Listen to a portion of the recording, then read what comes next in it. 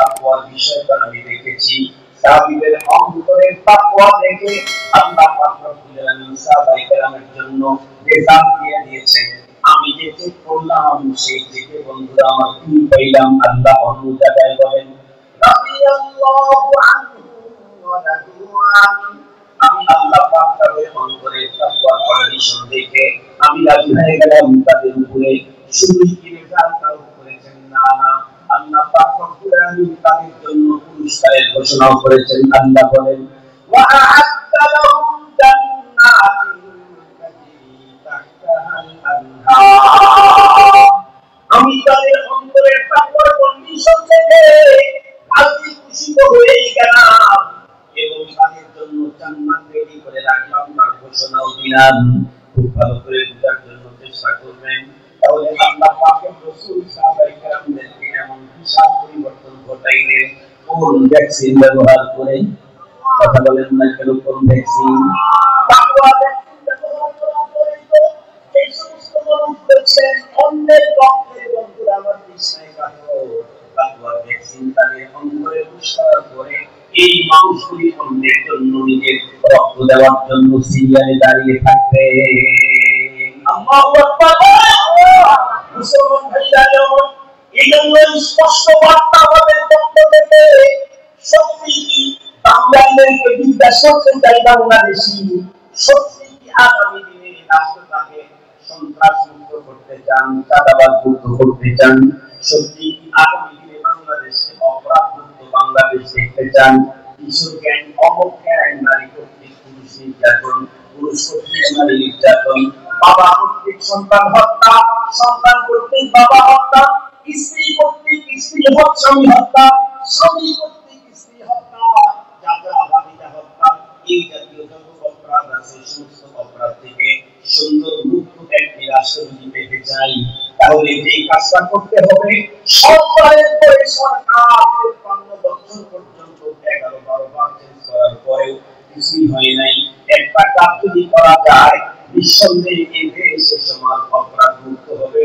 সেটি হলো প্রতিটি মানুষের অন্তরে অন্তরে তাকওয়ার ভ্যাকসিন ঢুকায় দিতে হবে।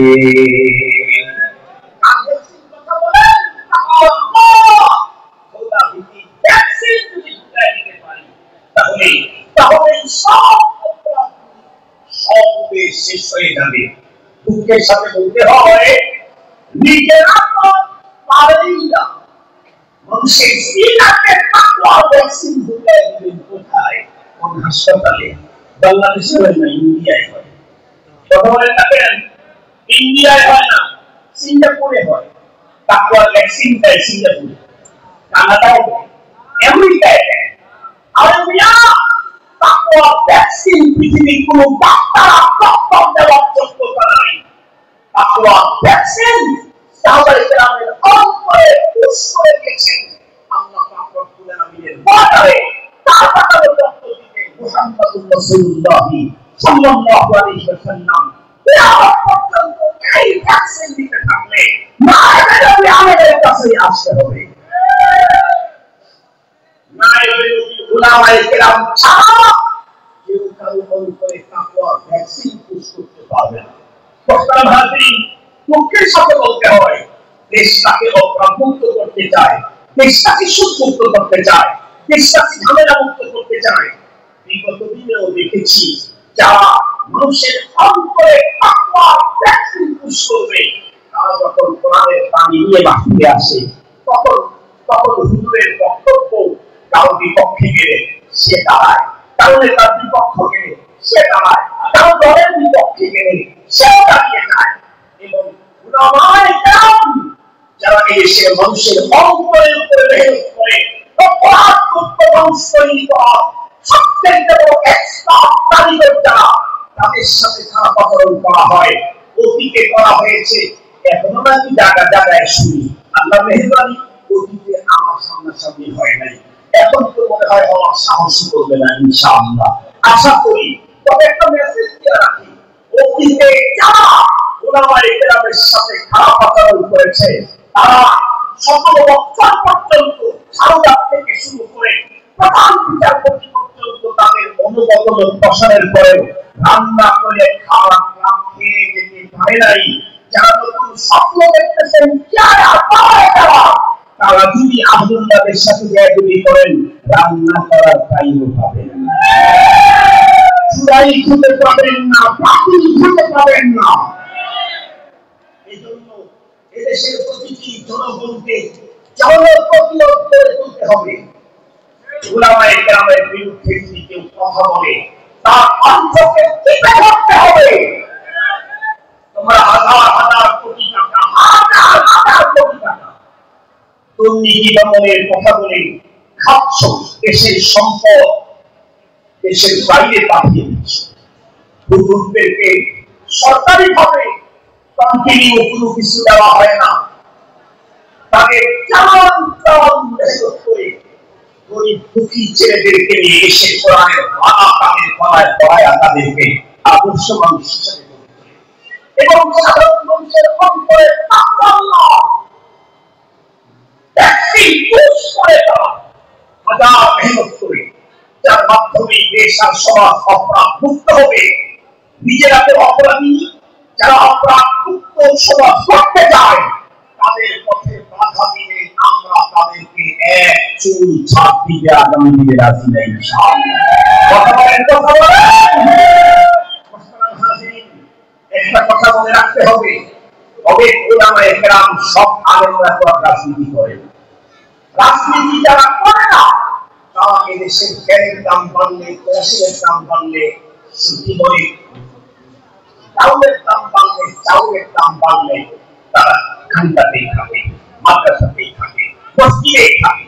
কিন্তু যখন দিনের উপরে, ধর্মের উপরে, রাসূলের উপরে, সাহাবাদের উপরে কেউ যদি আক্রমণ করে তাহলে তাকে এক সেকেন্ড ছাড় দেওয়ার মানসিকতা এদেশের উলামা তোলাবাদের নাই। এক সেকেন্ড ছাড় দেওয়ার মানসিকতা উলামা তোলাবাদের নাই। এই জন্য মুহতারাম, সত্যি যদি দেশটাকে 100% অপরাধ মুক্ত করতে চান, সুশীলদেরকে বলতেছি, আমাদের দেশের সুশীলদেরকে বলতেছি, আমাদের দেশে রাজনৈতিক বিশ্লেষকদেরকে বলতেছি, আমার দেশে সবচেয়ে সবচেয়ে বড় বড় ভিআইপি বড় চিফ নেতাদেরকে অতীতের আপনার টোটাল জীবনের ইতিহাস মন্থন করেন, সারা দুনিয়ার রাজনীতিকে বিশ্লেষণ করেন, আর উলামায়ে কেরামের বাংলাদেশের কর্মকাণ্ড দেখেন। অপরাধ মুক্ত করার মতো একমাত্র মেডিসিন আল্লাহ কোরআনে উলামায়ে কেরামের মাধ্যমে এই দেশের মানুষের অন্তরে পুশ করা হয়। হাজার হাজার মানুষ যারা নিঃসরণে আক্রান্ত ছিল, দাওয়াতে তাবলীগের মেহনতে মসজিদ ছাড়া আর কিছু বোঝে না। কথা বলেন না কেন? হাজার হাজার মানুষ যারা দুর্নীতি করত, দুর্নীতি করত, লক্ষ কোটি টাকার সম্পদ লুণ্ঠন করত, আগুনকে সামনে যাওয়ার পরে এই দেশের টাকা পয়সাও তারা অবৈধভাবে দখল করে না। এক কথায় বলতে চাই, আজকের বাংলাদেশে ভালো মানুষ, সুন্দর মানুষ যদি বলেন এখন কি হজরত ওমরের মতো মানুষ আছে, ওমরের মতো মানুষ কিয়ামত পর্যন্ত আসবে না। যারা ভালোবাসে তাদের ভিতরে 2% ভালো যদি দেখেন পেরে সেটাই উলামায়ে কেরাম। যারা ভালো আছে তাদের ভিতরে 2% যদি ভালো থাকে তারা কারা কথা বলেন? উলামায়ে কেরাম। কেউ যদি বলেন হুজুর অনেক দেশ না অনেক অপরাধ বেশি হয় না, তাদের কাছে তো কোরআন নাই, খোদার ভয় নেই, তাদের জন্য ছোট্ট একটা কথা বলে আমি আমার বয়ান শেষ করছি। অপরাধ কি সব মানুষের সব জায়গায় সবার কাছে সব জিনিস কি অপরাধ হয়? কথা বলেন না। আমাদের বাংলাদেশে লাইসেন্স নিয়ে যদি মদ বিক্রি করে তাহলে অপরাধ? কথা বলেন না কেন? লাইসেন্স নিয়ে যদি মদ বিক্রি করে তাহলে কি অপরাধ? অপরাধ। কিন্তু বলেন তো দেখি, আফগানিস্তানে যদি কেউ মদ বিক্রি করে লাইসেন্স তো নাই, অপরাধ না? অপরাধ না? কথা বলেন। আমাদের দেশে যদি কেউ বাহির থেকে গাড়ি আমদানি করে সরকারকে যদি উঁচা মানের ট্যাক্স না দেয় এটা অপরাধ। কিন্তু পৃথিবীর অনেক রাষ্ট্রে তার মন চায় মন মতো গাড়ি নিয়ে আসবে, সরকারকে 1 পয়সা দিতে হবে না, এটা না দেওয়া কোনো অপরাধ না। তাই বুঝা গেল সব জায়গাতে সব জিনিস অপরাধ হয় না। কিছু অপরাধ আছে আমাদের কাছে, কিছু অপরাধ আছে আমাদের সৃষ্টিকর্তা আল্লাহর কাছে। কথা বলেন না কেন?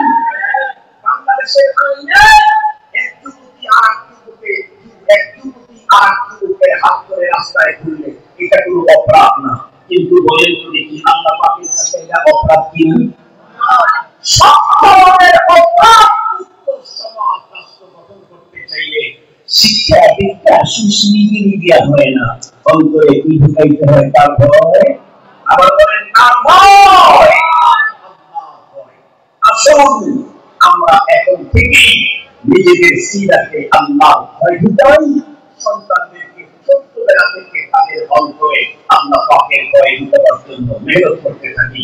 আল্লাহ পাক আমাদেরকে তৌফিক দান করুন। জোরে বলেন আমিন। আর জোরে বলেন আমিন। যদি কেউ বলেন হুজুর আমি তো মাসিনায় আল্লাহ ভয় ঢুকাইতে চাই, কোথায় গেলে হবে? আল্লাহ কোরআনে আল্লাহ জায়গা বলে দিয়েছেন, ইয়া আইয়ুহাল্লাযীনা আমানু তাকুল্লাহা ওয়া কুনু মা'আস সাদিকিন। তুমি গ্রামীণের লোক নিতে চাইলে গ্রামীণের ওখানে যেতে হয়, বাংলাদেশকে নিতে চাইলে বাংলাদেশের ওখানে যেতে হয়। কথা বলেন না কেন? লোক নিতে চাইলে বাংলাদেশের ওখানে গিয়ে গ্রামীণের লোক হয় না, গ্রামীণের ওখানে গিয়ে বাংলাদেশের লোক হয় না। তুমি কি সত্যি তোমার অন্তরে তাকওয়াকে লোক দিতে চাও, তাহলে নায়েবে নবী হক্কানি আলেমদের সহবতে যাও। একটু জোরে বলেন, জোরে বলেন। আমি বলি নাই, আমার রব বলেছেন, ইয়া আইয়ুহাল্লাযীনা আমানু তাকুল্লাহা ওয়া কুনু মা'আস সাদিকিন। আল্লাহ তাআলা আমাদেরকে অন্তরে তাকওয়া অর্জনের তৌফিক দান করুন। মুত্তাকিদের সাথে সারা